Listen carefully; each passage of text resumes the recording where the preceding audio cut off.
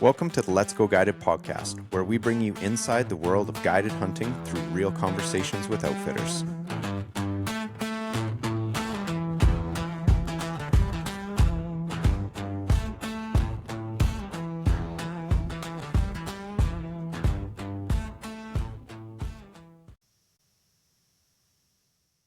All right, welcome back to the Let's Go Guided podcast. Today we're headed into wide open country of Wyoming with Chance from Extreme Outfitters, where it's all about true Western, fair chase, big game hunting on public lands.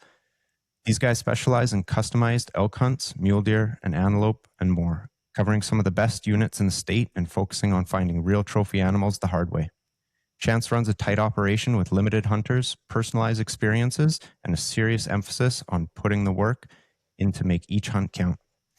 If you've ever dreamed about a classic Western hunt done right, this episode's for you. Chance, welcome to the show, bud. Hey, man. Thanks so much for having me. I'm really excited to do it. This is a great idea. Yeah, I appreciate it, man. I appreciate that. Wyoming. Tell me, what was it like in Wyoming right now? Oh, man. We are so spoiled to live here in Wyoming. We don't have hardly any people. I think we're the least populated state, but we've got some awesome country. I mean, from wide open desert country to the big mountains, and we've got all different kinds of critters to hunt here in wide open spaces. It's a great place to live, man, and so fortunate to do what we do here. I couldn't be happier to be from this state and live here, raise a family, and hunt, man. That's my favorite thing in the world. Right on. Well, you're in the right job for that. So you were born and raised in Wyoming then? I wasn't born here, but I was actually born in New Mexico. Our roots are from New Mexico, but I've lived here basically my entire life. So I moved here with my parents when I was really little, but grew up just hardcore hunters from the South. And my dad just wanted to come to the mountains up here and hunt where moose lived and bighorn sheep and see different countries. So when I was really young, we made it up here. Oh, right on. Yeah. And were you tagging along on all those hunts when you were young too? Man, my dad brought me everywhere. And now that I have kids, I see like how cool that is, man. I was really fortunate. My dad worked really hard and was really busy and all the time. But what we did for fun was go hunting. I mean, we always carved out time for that. I didn't get to go on a lot of beach vacations and stuff as a kid, but I got to hunt all over the country. And as soon as I was old enough to pass my hunter safety, I was hunting in states that would allow young kids. So like we'd go back to New Mexico where they're real good with youth opportunity and hunt down there. So I think I killed my first mule deer when I was 9 years old. And I was turkey hunting before that. And from there, once I was finally old enough to hunt in Wyoming, I was 12 is the minimum age, was going crazy. And my dad started buying me preference points in a bunch of the different states. And all right. Thanks, Dad. All right. Yeah. So we just did that, man, when I was young and got to see a lot of cool places that, all had to do with hunting. So most of my exciting experiences as a kid, my dad brought me along to do that. So. Oh, that's so wicked. Do you remember back to that first animal when you were 9? Like that's got to be a few years ago now. I just remember, I remember going through the hunter safety, and I think I was at the time like one of the youngest people to ever pass it. And I was like in second or third grade. I was really nervous, but it was a big deal just like passing that test. And then, got to apply for a youth deer hunt on the White Sands Missile Range back then and drew it. So, there go down there as 9 years old. And I remember, coming from Wyoming, and I tagged along on hunts with my dad, and we saw a lot of deer. We go down to New Mexico and didn't hardly see any deer. So it was a really tough hunt. But there on the last day, found a nice big 3x3 and it worked out. So, man, it was really exciting, but I also was just like, man, this is kind of hard, but I've got family down there, and it was an adventure in itself. That was a big hook for me, just getting to go as a young kid. Do you remember how it went down? Like what you guys were doing when you saw the big 3x3, and did you have to put a stalk on them? Was it, were you guys cruising around? Like how'd that all go down? Yeah. So we were hunting this desert country, and it's pretty arid. And a lot of the places that we had went, right off the bat, we didn't see anything. And my uncle lives down there, and he kind of has some connections and intel. And after we'd struggled for a few days, there was,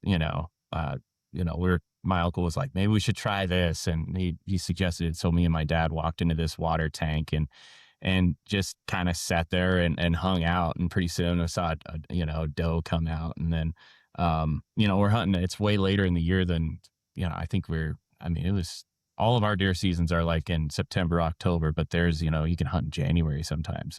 Oh, wow. And yeah, I just remember seeing that buck come out after the doe, and just my dad being really excited. And I just barely, I'd shot my gun, practicing with him, but I had never, shot an animal. So I just remember being like super nervous. And then after the shot, I didn't know it went right down, but like I was all flustered and just like a kid. Awesome. So yeah, it was cool though, but it was a long time ago. I was 9 years old, so it was almost Yeah. 30 years ago. Here we Uh, are. I love it. I love it. And you were hooked from there, I'm assuming. Oh yeah. I was hooked before then. Yeah. Just tagging along, but that was, when I first got to actually hunt for myself, that was pretty cool. And That, yeah.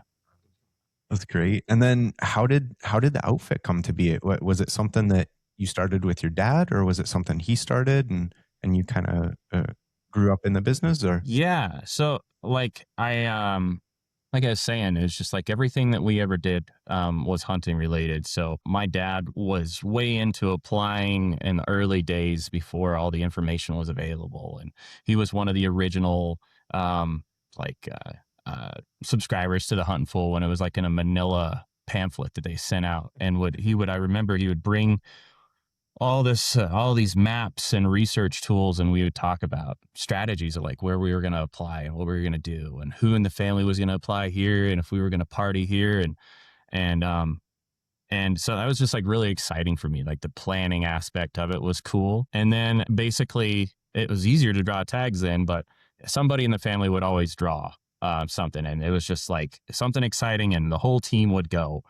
And as I got older, as like in high school and college, I was like convincing my buddies and their family to apply. I was like, I just want to go. I always wanted to learn some of these exciting, like the best units in the state. And I was just wanting to explore. And I was just like, convince them, you apply if you draw, like I'll go and help you research. I just want to go along and learn it. So my like web of people was growing. And my uncle was a guide down in New Mexico, and I started guiding a little bit while I was in college for Rusty Hall. He's got off grid outdoors, and when I was like 18 and 19, I first started helping there. So I had a little bit of guide experience, but I was mostly just hunting for myself, family, and friends. And my dad one day was like, maybe we should get our license, and we can take a few people, make a few bucks. We can pay for our own hunting habit. We can write Yep. off some of our equipment. And that was kind of where it started. It was never meant to be like a big thriving business that it is now. It's so cool how it grew, but it just started out we just loved to hunt, and we wanted to like kind of grow our family, and our web of people, so we got to hunt these places. That was the ultimate driver. And making money doing what you love, that too. But yeah. Absolutely. Yeah. If you can combine the two, let's Yeah. go. Right. Yeah, exactly. So yeah. So after that, we got our outfitter license in about 2008. So I was 20 years old, and at first it was just me and my dad. My wife Carly and stepmom Tammy, they kind of helped with our camp, like cooking and stuff. But my dad and I did all the guiding, and kind of the idea of it is whenever we drew a client, we were only going to take a few a year. And we were just going to treat them like family or somebody in our circle that drew the tag, and just put all Yeah. the effort into that and make the best experience we could. And we did that for a few years. And then it just, I don't know, started building. And we only did like a few the first few years. And then a couple of years later, we were doing more. And then a couple of years after that, we're like, man, this is really getting a lot for us. So we ended up, hiring a few people to help us, and good guides, just buddies or, close friends that loved this stuff like we did, and Yeah, convince them to get their license and help us out. And we just kind of grown our crew and our you know areas that we hunt and guide in throughout the years. And it's grown to where now we're as busy as we can be. We're taking 40 to 50 hunters a year. So that's yeah. phenomenal. And I love the way that you talk about how you guys grew. And it sounds like, not putting words in your mouth, but maybe paraphrasing a little bit, where you reached out to your network, guys you Mhm. knew, and grew the organization like that, rather than place some ad on the internet because you need somebody to go with this hunter or whatever. Yeah. Being able to have that tight knit crew to be able to deliver that same experience to the clients that you're hoping to is everything, and likely one of the reasons it's as successful as it is today. Oh, for sure, man. Like, I've been just so lucky to have good people in my orbit. And I think that's the biggest reason why we're where we are now. Like, I had really good mentors. I mentioned Rusty as a guy, like I was 18, 19 years old, and I don't know why he decided to let this kid guide for him and stuff. But it was awesome. And then when we were getting started, I remember I've always been infatuated. I know this is like a deer and elk focused episode, but I've always been infatuated with antelope, a big Okay. antelope. And so Tony Grimmett with Pronghorn Guide Service was a good mentor for us, for me and our operation. I learned so much from them. They've been doing it for a long time. So worked with them for a lot of years. And when I was growing up, like I said, my dad had those magazines, like the Hunt and Fool, Eastman's Journal, Trophy Hunter magazine, and I just remember reading those like crazy. And the people that ran those magazines, like Mike Eastman, Garth Carter, back in the day, I always idolized those guys. Just seeing them on TV and reading the magazines, and I learned so much from them. I was watching their videos and stuff, and all of that, kind of culminated into the direction that I went, I think. Nice. And what is it about the antelope that like draws you in? Are you still like infatuated with them? Do Oh, you still love them? Because on your Instagram, on your website, you guys got some big antelope. Like, yeah. Yeah, it's kind of our niche. I know, when people think of Wyoming and stuff, a lot of times they're thinking mule deer and elk, but sure. our claim to fame is we're antelope heaven. We've got more antelope than people here. I think, I don't know what the stat is, but we have more antelope than most of the other states combined. Okay. Um, so we just have the perfect habitat for antelope. So we've got a lot of them, and we've got good ones. And for that, that resource being there, there's not many outfitters that are real serious about hunting trophy antelope. So um yeah, it was always a big goal. Growing up, we were able to get antelope licenses every year. Like, we could draw them every year because they're just, it's gotten a little harder now. And if you're really thinking you're applying, you can usually get one every year still, but it's gotten a lot harder. But yeah, there's just a tremendous opportunity to hunt them here. They're beautiful. They're such cool creatures, and it's not hard to take an antelope in Wyoming, but it's hard to find a good one. Okay. And There we go. that's Yeah. kind of what our niche is. A lot of people hunt with Extreme Outfitters because we kill big antelope in Wyoming. And I love that part of it. As much as I love hunting deer and elk, like, antelope is equally special to us in our operation. So Awesome. yeah.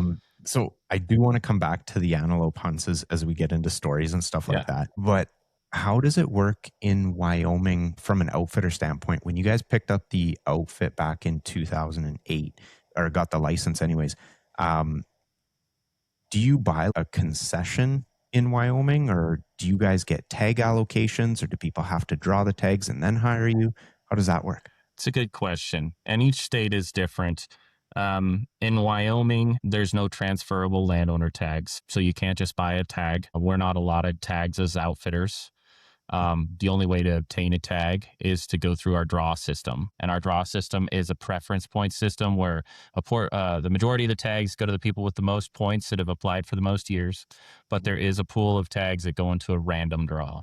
And it's a pretty complicated system compared to other states, I think. But But yeah, it's a preference point system, and some units that we hunt take less points, and some of them take a lot of points, and kind of everywhere in between. And the way we have we hunt, like 40 something different antelope units and 30 deer units and 30 elk units. We don't always hunt every one of them every year, but those are the ones that we're authorized to hunt in Wyoming. And yeah, we hunt, BLM, state land, private land in those Great. areas. So Nice. yeah, And when I was checking out the website, did I read it correctly where the tag draws are something that you help clients with sure. as far as Yep. strategies and figuring out when to put in, where to put in, that sort of thing? Yeah, for sure. Like I said, it's kind of a tricky system. So I'm always like in conversations with people, helping them through. I'll talk strategy with them and just making sure we get our applications in. Like we can do the applications for them, or I can walk through it with them. Some people have, application services that do it for them. But we just have to make sure that they're in the right draw for the right area, the right type by the deadline. And then, and then if they draw, we go. Some of our areas are hard to draw, and some of them, some of our clients have like they book and it takes them a few years to actually draw a tag. And most of them, we can look at the odds and the historic draw data, and we know with a certain degree of certainty that they're going to draw. But some of them don't draw for a few years, Okay. for the harder to draw ones. So if somebody's listening to this and maybe they're in my position, Mhm. and we're blessed up here in British Columbia with opportunity, like over the counter tags is just ridiculous. Um, so I haven't been putting in for points anywhere. Yeah. So I'm starting at zero. If I wanted to come out and have a true Western Wyoming experience, Mhm. regardless of animal, Yeah. what would you suggest starting to put in at, with time being my more Sure. pressing thing rather than giant trophy? Still want Yeah. something nice, of Right. course. Nobody wants a little one, but For sure. um, what are you guiding your clients towards? Yeah, so I talk with a wide range of folks, and people that have been doing it for a couple decades, and people are starting fresh. And it's not absolutely mandatory that you have a pile of points to draw and have success in Wyoming. For people that are just starting out, Wyoming breaks up their non-resident tags into two drawings. There is like a full price regular draw, which is like a affordable option, and then there's the special draw.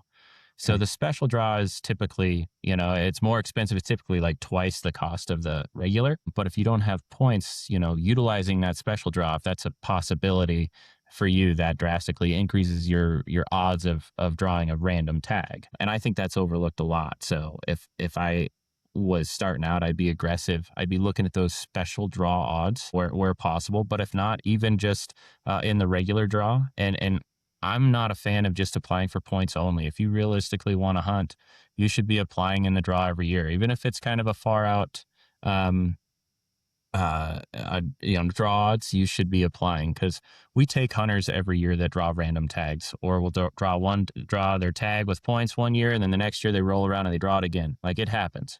Yeah. So I encourage people to apply, and people get lucky more than they realize, I think. Um, but look at those special odds, and get your name in there for sure. Some areas don't have random tags available to non-residents, so you got to watch that. You got to kind of look over the draw statistics to make sure you're applying for an area that actually has tags. But yeah, and in the meantime, after the draw, if you're not successful, go in and buy your preference points. I think you have until October 31st to do that.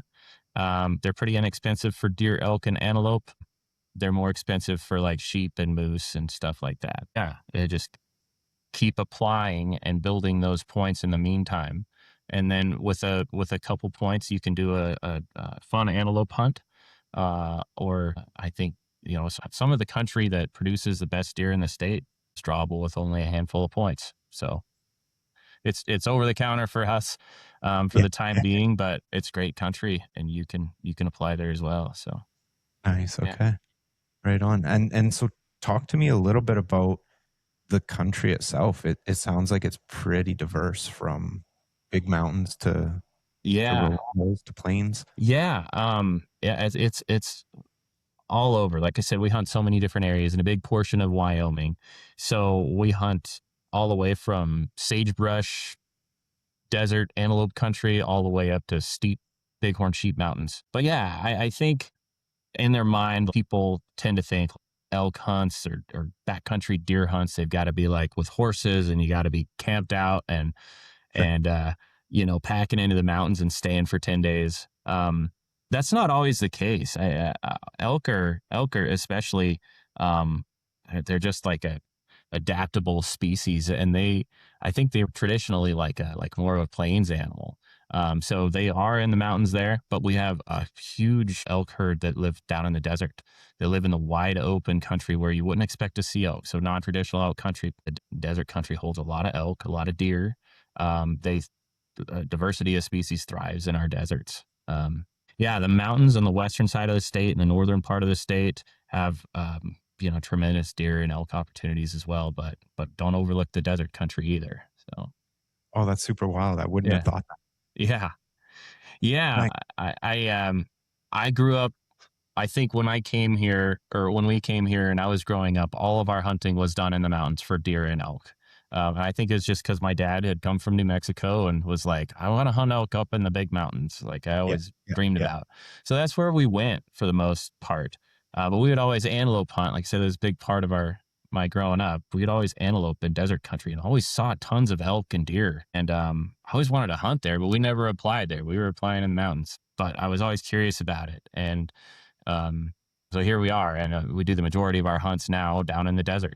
Yeah, it's pretty cool. But some of the answer to your question though is that we have a diverse elk country and deer country. Some of our hunts we do utilize horses, and we're day riding into the mountains and stuff. But then some of them are more accessible, where we can access it in a vehicle or like side by side or a pickup and walk and glass and backpack stuff like that. But it's a diverse it's a gambit of options out there to meet whoever's needs.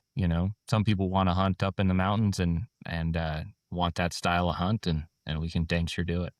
Let's hit a few stories, a few client stories. Maybe start me back with antelope. Let's start with your favorite. Um, do you have unique stories from clients or things that Yeah. So that level off there? the one that comes to my mind with the antelope was only a few years ago, and I was taking or we were hunting with a husband and wife couple.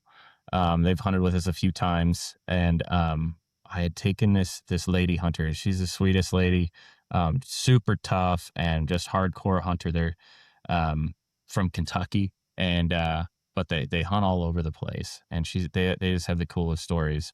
Um, but she had never hunted antelope, and she was actually kind of hesitant to go on a hunt. I was like, Myra, if you come hunt with us, I'm sure that I can get you addicted to it. I would like with the antelope, just let's do it once. And she's like, okay, well, if I'm gonna do it, I want something big or something crazy.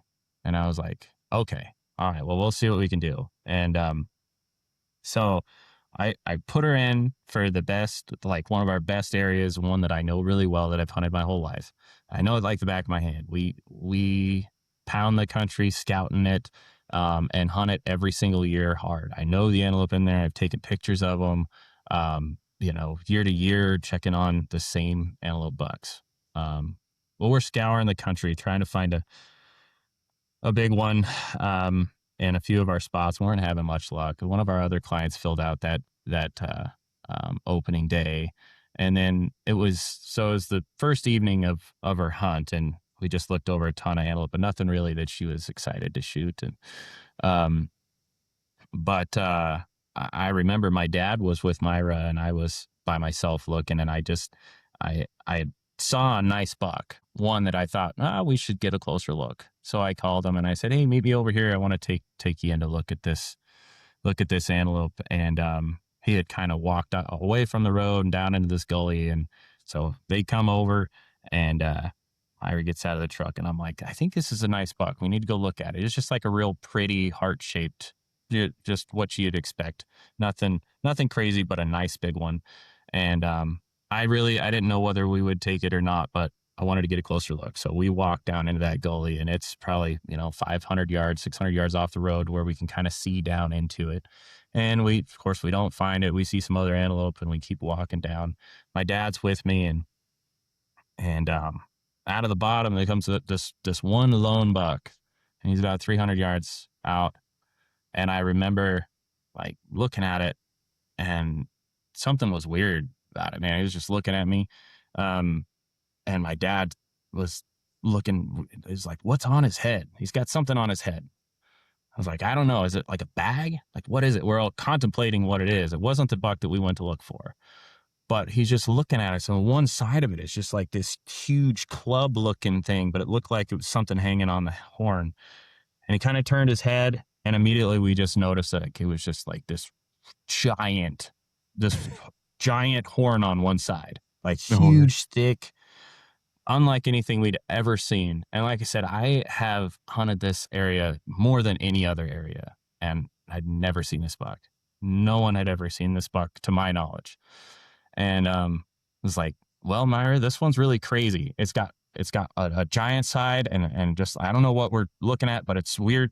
You should take him. So she was like, okay, shoots him, and he just drops like a rock. Nice. And I'm like, oh man, what did we just do? Like, I'm not exactly sure what we were looking at. It just looked big and crazy. And we get up there, and it's a tremendous one side on it. It's like just the bases on it were 12 inches around, and it was 17 inches long. It's the biggest horn just on one side, the biggest horn ever recorded on an antelope. It was, No um, way. yeah, there's never been a 100-inch antelope, and that horn on that one side was 57 inches. So if you would have doubled it, it would have been a 114-inch antelope. And the other side was just kind of like a normal, decent buck side, but like just such a crazy prehistoric looking antelope. And that was the biggest antelope horn ever anywhere in the world, Nice. on that And one buck. And what was her reaction when she walked up to the buck? she was just like shocked, like she had never seen an antelope on the ground. And Okay. she's like, yeah, that one, I've never seen one in pictures that looks like that. And I'm like, no, they don't make them like this. This is such a unique one. And it was just crazy. Like that part of the story, that's kind of the quick version. The longer version is, man, we had looked at tons and tons throughout, like, scouting the day before and that day. And there was a lot of pressure to find a good one, but we weren't able to turn them up. And then this one just pops up out of nowhere. It was a really good experience. And man, after that, she really just wants to come back. Like, I took her on an elk hunt, and she's done an antelope hunt, and she has a bunch of deer points now, and it's just we're trying to get her to draw a good deer tag so we can get the trifecta with her. Oh, Um, phenomenal. just a great lady, and her husband. I've hunted with her husband Greg a few times. Just a great couple. Tons of fun, but that one was just like a wild buck. And you can look at our Instagram, or social media and see pictures of that thing. That was just a wild antelope. One of the more unique ones that I think has ever come out of Wyoming was that buck, Wow. and never seen him before. Yeah. Yeah. Do you remember what she was shooting? She had a 270 that was custom made, and it had a big red stock. It was kind of like a reddish pink stock, but she had made it into her own. I can't remember the make, but I remember it was a 270, and it was like it was her gun, and it was custom made to fit her personality, I think. So it was pretty cool. Yeah. Right on, right on. Do you have recommendations for cartridges? I know this is a, Mhm. a real big topic, and you guys cover a whole lot of different animals. But do you have cartridges that you've seen you like, you want to stay away from?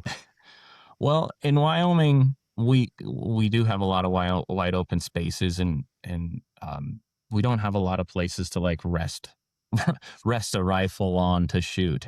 So having Yeah, a good shooting system that'll allow you to clear brush, and like we're not big long range gurus or anything like that, but a 300 to 400 yard shot is not that uncommon for us. So having a, a flat shooting rifle, I think is something. We also have a lot of wind Mm, in our state, so just being prepared to shoot over brush, being prepared to shoot 300 to 400 yards, and dealing with the wind, are all factors in that. So, for deer and antelope, I kind of take a mental stock of what calibers and cartridges come through. Like our camp, we get a lot of 6.5 PRCs. okay. That Very one, popular right now. yeah, Yeah. super popular. We get a lot of those. Some of our bigger rifles, for our elk hunts, um, a lot of like 300 ultra mags or 28 nozzlers or seven mags. It seems like a 7 PRC is one that we're seeing more and more of. It's kind of trendy, but all of those that will perform well in our environment is good. I try to stay away from the ones that really start to drop off after 200 or 300 yards, the ballistic. So Okay. yeah, Yeah. yeah. No 30-30s. No, 30-30. Yeah. A lot of folks, a lot of guys that we've hunted with have, they have killed everything under the sun with a 30-06, the old one Oh, from yeah. Oh, yeah. 1970s, and Sure. and they work, but it's a little more challenging, I think. Um, but yeah, like I said, we're not long range gurus or anything like that, but we have long range rifles in our camp and stuff that are built to deal with our environment. And I always recommend guys have a good extendable bipod system, or just a shooting system, like I said, that they're comfortable with, that will allow them to get over the sagebrush. We try to shoot prone whenever we can, but especially on our antelope hunts, it's hard to do sometimes. Right. Seeing over the brush and it's flat open country, so that's a big one for us. So how tall is that sagebrush? Like, what kind of bipod are we talking about? I always think if you have a bipod that will comfortably allow you to shoot sitting or kneeling, that's usually sufficient. So I like the ones like I've got a hatch bipod on my rifle. Okay. I've got a 300 ultra mag and a 6.5 284 that I use for my personal hunts, and then let clients use if they would like. And I've got a hatch bipod that will, um, it'll allow you to shoot laying prone, but I can also extend it out if I need to shoot sitting, kneeling. And then some of our clients that we hunt with are older, and it's a little harder for them to lay down or even get kneeled down. So I've Mhm. got a system too. It's like a bog pod death grip, that Yep. will allow you to shoot standing. It's not ideal, but for some of our clients, it's needed. Yeah, within a couple Yeah. hundred yards, like, Yep. I'm sure that gets it done real nice, right? Yeah. Yeah. For sure. That's cool. You mentioned wind. Yeah. Yeah. Any heartbreak stories due to wind? Oh man. There's so many. But on the other side of it, like we use the wind a lot. And I Mm, didn't mention, we do a lot of archery hunts too. I'm an archery hunter at heart. I okay. hunt with whatever I'm able to hunt personally with, but I love hunt archery stuff. We're blessed in Wyoming that if you draw a tag, you can hunt any open season. So if you draw a tag, you can hunt the archery season, and then you can also hunt the rifle season. And most people just hunt the rifle season, so it's a tremendous opportunity for archers. But yeah, the wind is unpredictable out here sometimes, and I think it's easier when you're hunting in a mountain setting and you know what the thermals are doing. But in this open desert country, a lot of times it's unpredictable. But if you've got like a steady wind, you can use those directionals, especially archery hunting, to your advantage a lot of times too. So yeah, it's tricky though. And there's a lot of stories where we didn't quite gauge the wind right on a shot, and there's missed shots that happen, Yeah. or is a little more than we thought. And so yeah, there's been a few that have got away. But yeah, are you an archery hunter yourself? I have had a bow in my hands before. Okay. The first season hunting with it was very frustrating, Yes. very frustrating. Just watching animals pass that you're like, "Man, like, that buck should have been down." But, when and this was when I was living in Alberta. My folks had a place just outside the city, and the reason I picked up the bow was because I got an extra 2 months to hunt, Yeah. right? And it was Right. like, well, I can have 30 days or I can have 90 days of hunting, so I'm Right. a bow hunter now, right? Exactly. And on the second season, it came together, a nice little whitetail buck kind of stepped out at 25 yards. And um, that was probably one of the most memorable animals that I've taken. Oh yeah. Just, it was so close, very personal. I really liked it. But when we moved back to British Columbia, there's not a lot of incentive to hunt with a bow here. Our Sure. seasons are very broad for rifle. So I ended up selling the bow to buy a scope with a turret on it. Okay. Right? Yeah. An adjustable turret, because one of the first hunts that we did when we moved back to BC was a bear hunt, and I had a bear at 450 yards. Mm-hmm. And I had no way to dial and no way to Oh judge yeah. elevation. And we tried to get closer and spooked him off, and he took off. But I was like, okay, the bow's sold. I'm getting the right scope for the job now. For sure. So yeah, haven't got one, but there's a new local bow shop that opened up here where I live, and was there for the grand opening. And there's maybe a bow in the future, so we'll see. Yeah. Oh, that's awesome. Wait, for me to do my personal hunts and stuff, we're a little, are so busy with the guiding stuff during the rifle seasons. So if I draw a tag, I spend a lot of time during the archery season here hunting myself. And I think with our system, like I said, most people will just opt to hunt the rifle in Wyoming. So if there's any archery guys out there, man, take advantage of that. If you get the tag, it's kind of nice. You can go and really hunt hard during the archery season, and if you don't have any luck, then you can come back and with a rifle in hand. But some of our best like trophy animals come from the archery season, and since not a lot of people do it here, Yeah. it's like you have the whole place to yourself, and that's the prime elk rut. And elk are doing really well now too. So it's even a mid-tier mediocre elk area in Wyoming is really, really a good hunt in the archery season. Okay, Yeah. that's good to know. Yeah. Yeah, it must be a lot nicer hunting them unpressured. Yeah. Yeah.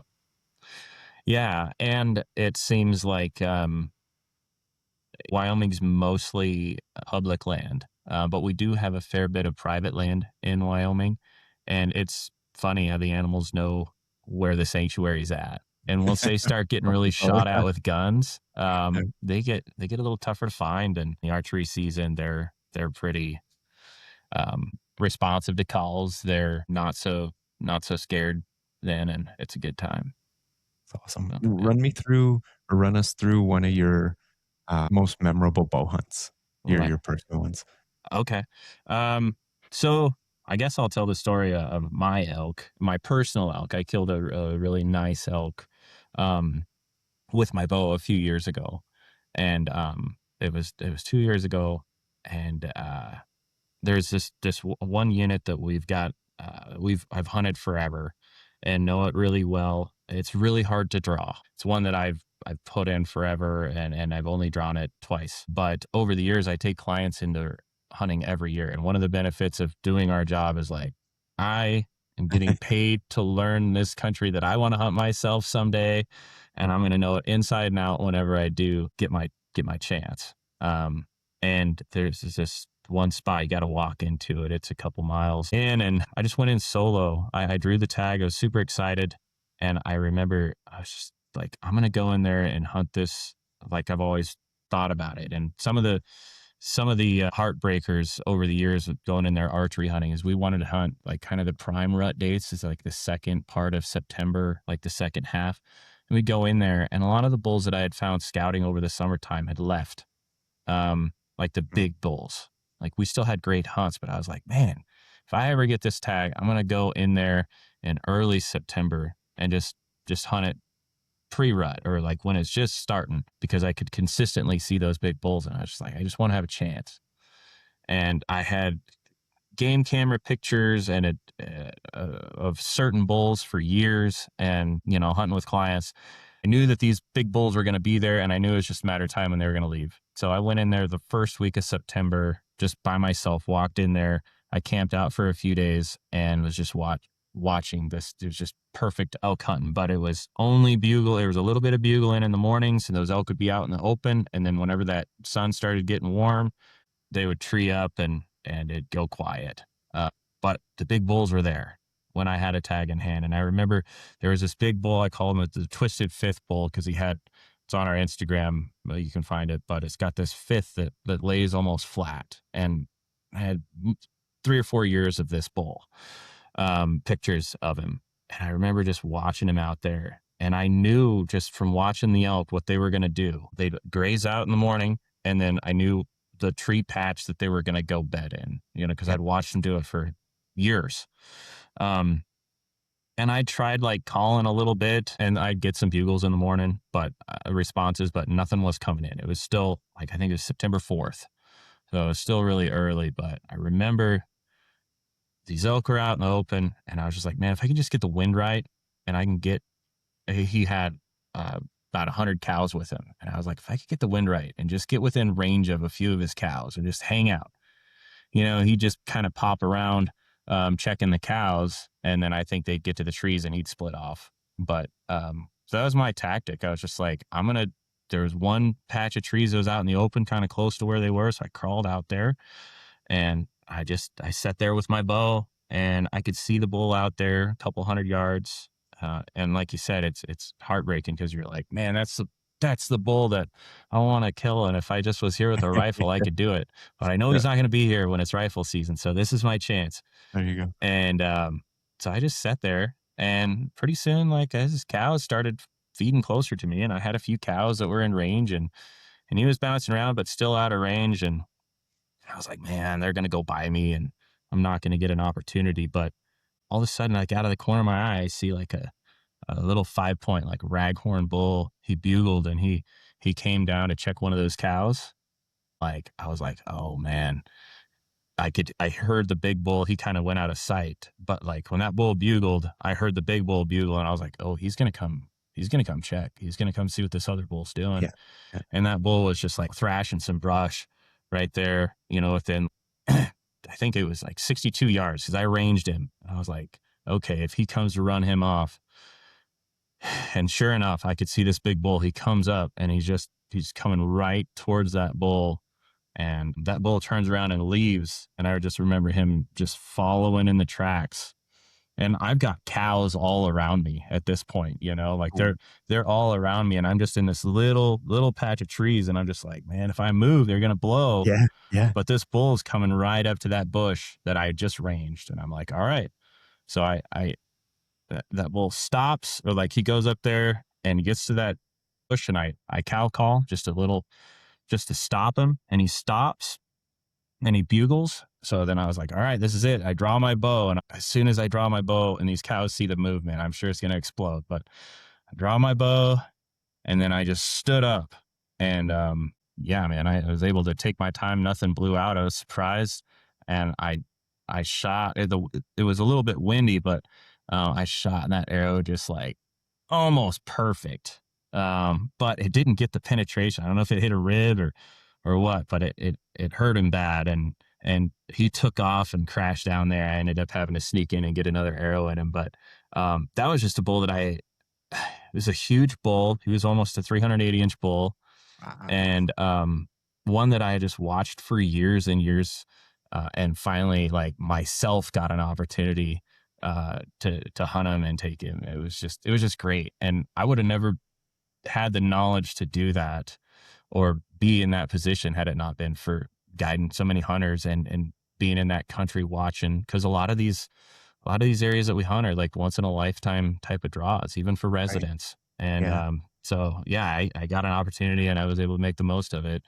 And it's one of my proudest personal hunting, um, just experiences right there. So Oh man, that's special. So how far do you think he was when you cranked the shot off? Was he kind of that 62? yeah, he was just over 60 yards, which is, quite it's, you know, it's a farther shot than all my other elk that I've killed have been between 20 and 40 yards, but this bull was out there at like 62 yards.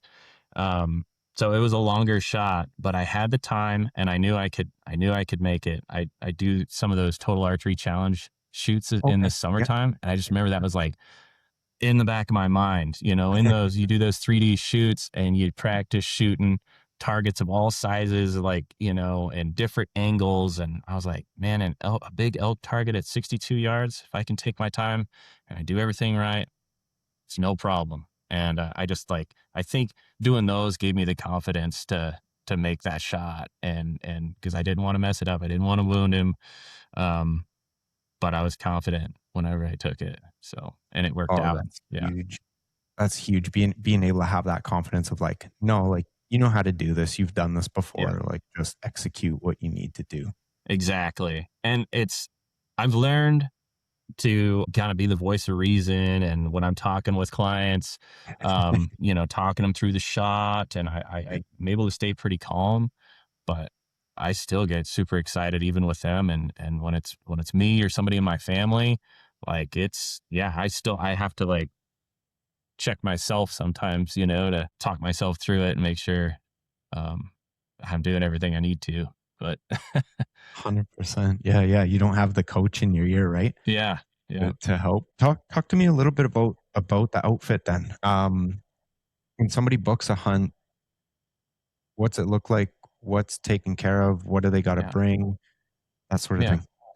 So I'm usually like this time of year is application season. Our elk applications are due at the end of January, and we'll have our draw results in May for elk. And then the end of June or the end of May is the application deadline for antelope and deer. So I'm talking to a lot of folks right now about antelope and deer hunts. We've got our applications in for elk, and we'll know soon on that. But once they draw a tag, most of the time people will call me ahead of the draws, and we'll talk draw strategy and get a hunt booked ahead of time so we can lock in dates, Okay. when they're going to hunt. And so they'll book it. There's a deposit that goes along with the booking. We got 3 booking forms, and then that's a 50% deposit on the hunt. Then once they draw, we do all of our hunts out at camps. So we don't have like a lodge that we hunt out of. We've got a mobile, like camper style camp, which works really well for our outfit because we're hunting in so many different places.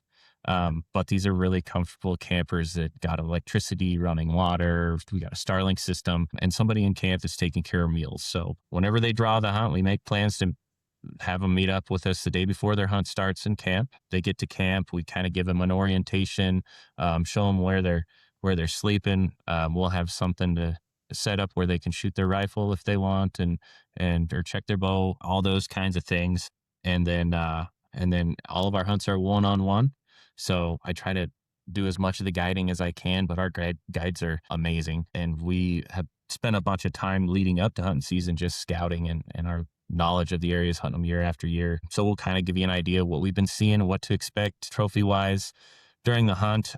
Leading up to the hunt, we'll of course talk about gear needs. We talked about the gun and shooting needs and what to bring. And some of the hunts could be, we start hunting in mid August for archery antelope, and then we end hunting late season mule deer the end of November. So Wow. and whitetails. And Good so it can pull. be really hot at the Yeah. beginning and really cold at the end. And September and October in Wyoming are unpredictable. We can have all the seasons in a few days during those months here. So we suggest people pack accordingly and be prepared for different conditions. But that's what we'll do. We'll go out during the day. We usually get out there early and hunt throughout the day. We'll pack a lunch, and we rarely make it back to camp. We just stay out there hunting, and then we come back to camp that night, have a good dinner, and keep going until we have some luck. That's kind of how we do it. Our antelope hunts are 3 days long. Our deer hunts are 5 days long, and our elk hunts are 6 days long. We also do moose hunts and bighorn sheep hunts, and those are 7 days long. Nice. And how hard is that sheep tag to draw? The sheep tag's really hard. The country that we hunt in, there's only a handful of tags. It's a really good sheep area. We don't get to do it every year, but I love sheep hunting.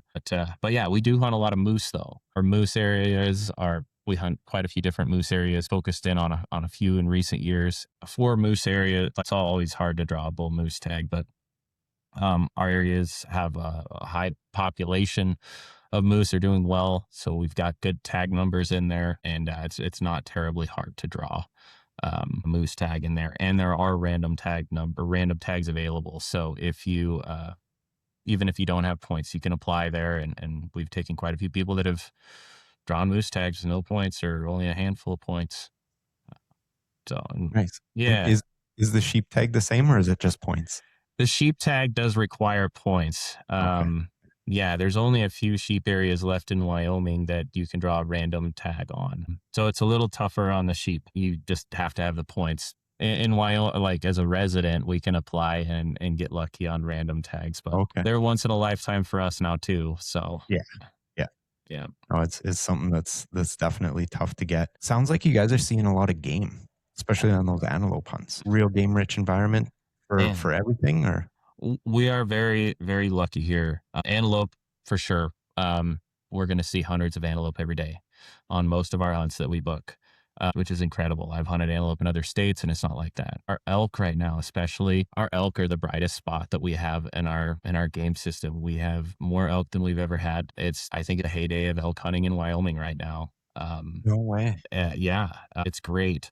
So if you're able to get a tag and come hunt, it's really great. We're seeing a lot of elk, even in areas that were lower density in the past. We're seeing more and more elk. The areas that we're hunting in, that we're focused in on, are basically some of the better units in the state, and most of them are all target rich environments. On our hunts, if we book them, it's going to be 100% opportunity. Most of our hunters are successful. We take really great pride in that. A lot of times, if we don't kill, it's because we're just not able to get it done on the one that they want. It's not Right. that we're Yeah. not seeing critters. It's just that's the way hunting goes sometimes. But yeah, and our deer hunts, our mule deer hunts, the mule deer struggle a little bit more compared to other critters in our state. So the mule deer numbers are down. There's still some bright spots. It's getting hard to get tags for some of the better limited quota and general region tags now because they're in such demand. But if you're able to get a tag, a lot of these areas have a lot of deer, a high buck to doe ratio, and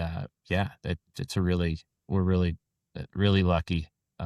Some places are still recovering from that winter that we had a few years ago, Yeah. especially Yeah. our mule deer. It impacted them more than anything else, and you know our antelope took a hit too, but they rebound quickly. Yeah, they're doing pretty good in most places now, and the mule deer, they're recovering. And we've had a really warm and mild winter.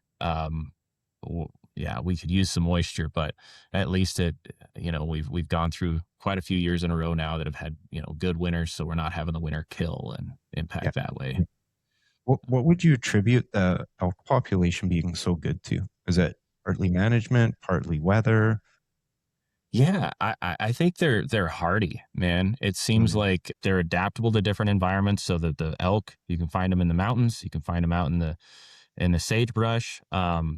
The winters, they're really tolerant to winters compared to mule deer and antelope. So that hard winter, it's hard to kill an elk with the winter. I mean, it happens, but not to the extent of that. Our deer struggle with diseases. Our elk do too, but not to the same extent. So a lot of places, our elk populations are even out competing for environment and space for our mule deer. So I think just the number of elk, can be a detriment too. Yeah, it's the game and fish and in Wyoming's been pretty aggressive in recent years trying to get these elk under control. There are some areas that have unlimited cow tags, where it's a real problem. Not all areas are doing great with elk, but most of them are. Yeah, I don't think we're really managed all the time in Wyoming for a huge trophy state. We do have the winters and the conditions that make it hard to grow 400-inch bulls, but Mhm. we do have a lot of elk. We do have a lot of opportunity and really great elk hunting. I don't know how to pinpoint one exact thing that makes it so there's so many elk here, but we're doing good on elk. So Oh, those are great yeah, thoughts. I appreciate that. yeah, and whitetail too. When I was growing up, it was basically all mule deer in our state, and I remember getting excited when I saw whitetail deer in Wyoming. I was like, oh, cool, whitetail. I just rarely see them. We'd have to like drive 5 hours to be where there's whitetail. And the landscape's changed a lot there too, man. The whitetail have really, they've really grown.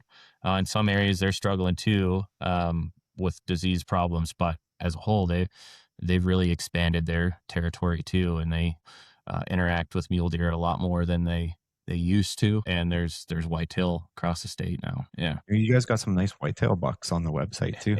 Yeah. Mhm. Right here where I live in Fremont County, it's the central part of Wyoming. Our family's got a ranch there that we hunt whitetails on every year. When we first moved there, it was all mule deer, and it's basically switched to completely whitetails, and that's pretty fun. So in November we do those whitetail hunts on my dad's place, and uh, it's pretty cool. I love hunting the whitetails too, but yeah, it's And how do you guys hunt for the whitetail? Is it blinds? Is it spot and stalk? Both. Hunting whitetails is a little different. I think with our place too. You're just trying to catch them out in the mornings and evenings. So we've Yeah. got blinds that are set up Yeah. in the right spots. So those hunts are kind of like that. But we do have some spot and stock that happens with the whitetails too. I think that's our preferred method of hunting is spot and stock. But we've got blinds set up for the whitetails and our antelope hunts. If you want to do an archery antelope hunt, sitting on water in a blind, I know it's a grind for some people, but I nerd out on it, man. I love it. And sitting in Sure. August in a hot blind on a water hole for antelope in Wyoming is incredible. We just There's we'll have tons of them hit, and you just get lots of opportunity with a bow. nice. Yeah, Okay, okay. yeah, There's something different to me, about sitting and waiting for an animal to come in. yeah, I'd I don't know if I'd rather, but it's easier for me to do the spot and stalk, sorry, because I'm actively moving.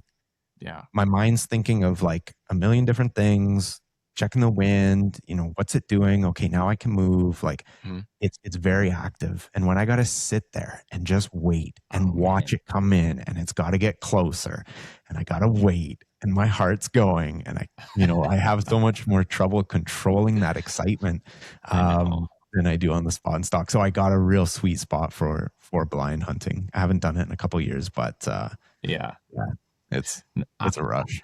I'm yeah, we're definitely way more spot and stock oriented here. And my dad, he flat won't sit in a blind. He's not like a tree stand guy. He's like you were explaining, where he can't sit still. Like he has to be out. Yeah, yeah, But for me, like I just think seeing an animal up close, like when you've got an animal coming to water or something, and you're looking at them from 20 yards, and you're oh yeah, watching them kind of interact with each other, like that's so sure. cool. Um, so I guess I'm maybe not always a patient person, but sitting in a blind, I don't mind it. In the right hunts. That's cool. Yeah. I liked on the website, there's a tagline there, not your ordinary outfitting service. Yeah. Um, I think when we were originally thinking through the business and what we wanted to do, I think at least in Wyoming, the normal approach is to have a specified camp that you hunt out of, and you do all of your hunts there. You have people come in and you hunt that same spot every year.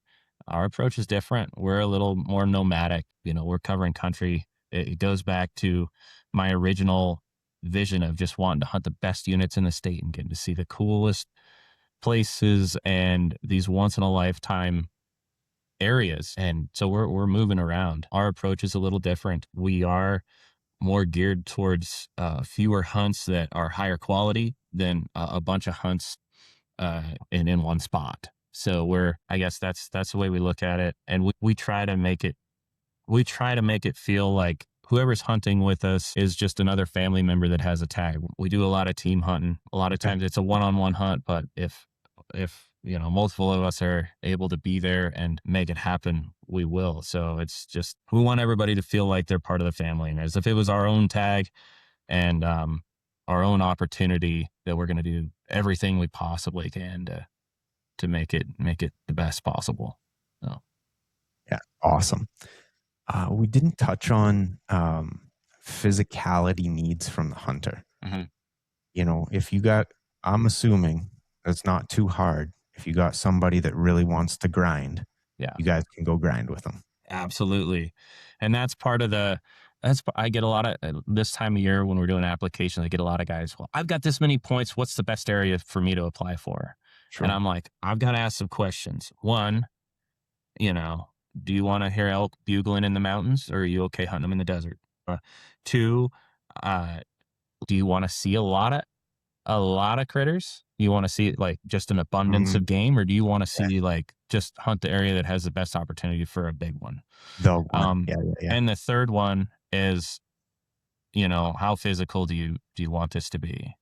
I mean, because the answers to those questions kind of will dictate where we're gonna guide the hunter to, Yeah. and the type of hunt that is gonna work for them. Just because one area produces big deer, if it's super physical and it's not enjoyable for the client to go there, it's not going to work. So that the answer to those questions is going to be different. The physicality part of it, we've got areas that are physically pretty easy or moderate, and then we've got some that are tough.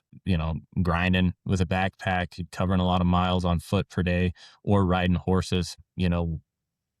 We're able to utilize the horses to access country that doesn't get hunted. But that means getting up early and riding horses for hours each day to and from, accessing this country. And some people aren't comfortable around horses. We've got great horses. They're a huge part of our team, but it's a different style hunt and it's not Mhm. enjoyable for everyone. So we really try to feel them out, ask the important questions before we book the hunt, and make sure we're matching the physicality part of it and the other things to what they are really going for on their hunting experience. Nice.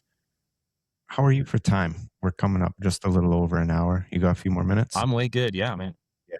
So Sweet. I wanted to ask, if you got a story of like one of your oldest hunters. Like, one of my oldest ones. yeah, Yeah. yeah. um yeah, so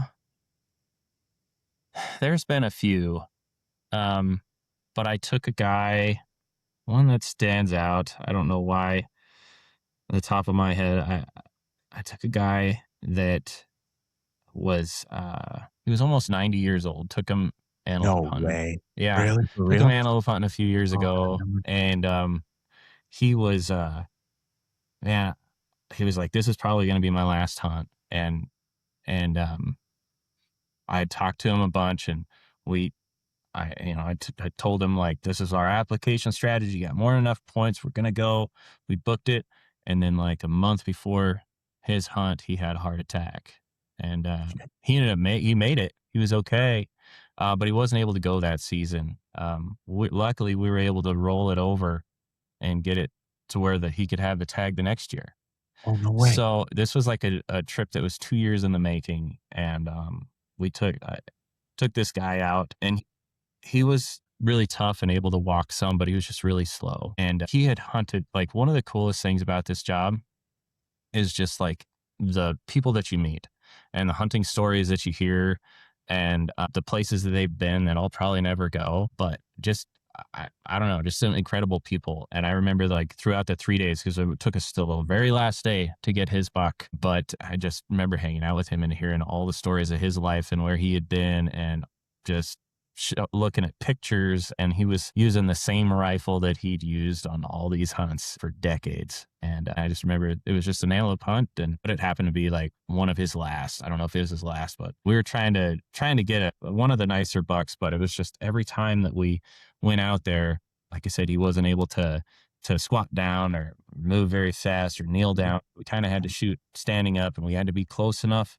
for him, and just a lot of things had to work out right for it to come together. And finally, that last day, we find this buck, and he was by himself, and we were able to like slowly move in and get him set up, and he made an absolutely perfect shot and just dropped him like a rock. And it was cool. And I just remember like watching that guy get emotional over, looking over that antelope, and it was just kind of like, wow, I just get to be here with this guy on kind of the end of his journey, Yeah. and I'm still like early in mine. And like, it was just, I don't know, it's just kind of like a big moment. And I just remember like it was so stressful because I wanted this guy to be successful so bad. And everything that we had done, we were just like failing, and it kind of all came together. But that was pretty cool. Yeah. He was almost 90 years old. And I don't know. We've had some older ones. Part of the deal with our point system, is the guys that have the points, I guess. have a pile of points. They're getting older now. So But that was cool. And we've just, man, we've been so lucky with our clients.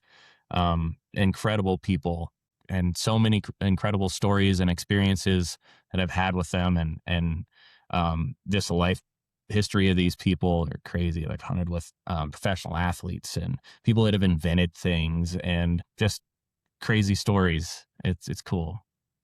I That's love it. awesome. Yeah. Is that why you're still doing it? Yeah, I think so. I think Yeah. it's just like that's part of it is the people part of it. I think some people look at this outfitting, guiding, and outfitting thing negatively. Like some people will ask, "Oh, do you get any bad clients or jerks that come out with you?" I mean, we've had a couple over the 18 years that we've been doing this, but the overwhelming majority of them are great. This is their like the time that they've been looking forward to and are so excited to be there, and I'm so excited to like show them my home and my country that we hunt in and stuff. So yeah, it's super positive. It's really an exciting part of it, and then the hunting part of it too. It's just, I don't know, it's the best job in the world. That's fantastic, man. Yeah. So if somebody wants to come to Wyoming, Hmm. make some memories, they need some help with points, Yeah. what's the best way they can get in touch with you? So they can sure reach out to me on phone, call, or text. I'm old school that way. We do have the website or social media. You can contact me those ways too. But yeah, just give me a call or send me an email. My wife doesn't always like it, but man, I'm always down to be on the phone talking draw strategy and talk hunting with whoever. So definitely hit me up and we can talk through whatever situation you're in, points wise, or however long out you're thinking. If you want to do it this year versus the years down the road, we can make those plans. Nice. I love it. Well, tell your wife thank you for uh, this conversation and the time that I'm taking from the family. I really appreciate it, and I know the audience does too. Chance, is there anything we didn't hit on that you wanted to cover here I think before we I think wrap it up? we I think we covered it. No, did I? Is there any questions that I didn't answer? I No. don't think so, man. Okay. Like I said, really appreciate the time tonight, and look forward to chatting again sometime. Yeah, man. Well, thanks so much for having me on. This has been a lot of fun, and I'm looking forward to hearing some of the other outfitters that you've interviewed too. So this will be cool. Right on, man. Okay, have a great one. You too. Thanks for tuning in to this episode of Let's Go Guided. If you enjoyed it, make sure you follow along and share it with someone who's planning their next hunt. See you on the next one.